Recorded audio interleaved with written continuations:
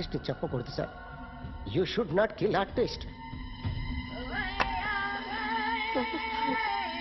నా టైం బాగుండకో, కర్మకాలి ఏకులు దొరక్క నీ సంఘం నా కలిసి వస్తుంది.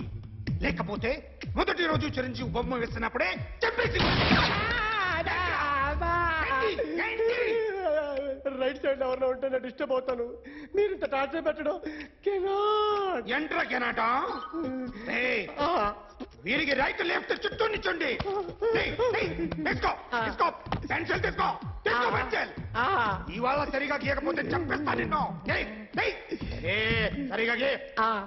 చూడు నన్ను చూడు. కాన్సంట్రేట్ చూస్తున్నా చూస్తున్నా. ఇదిగో జాగ్రత్తగా గీ. ఇదిగో చూడు.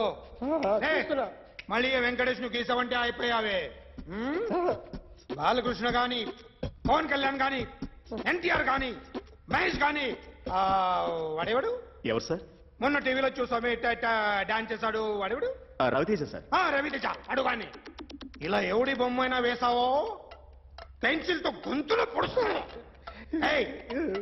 అర్థమైందా? బొమ్మ సరిగా వేయడం రాదు అని రోడ్డు మీద అందరి దగ్గర డబ్బులు తెప్పిస్తావు. Sir you insulting me. I'm very good artist. I can. అయితే Now, just check this out. I'm gonna do something cool, something new to knock you out. I'm gonna mix it, I'm gonna fix it. Take the shot, make it hot. అయిపోయిందా? Shake it. So, you ready?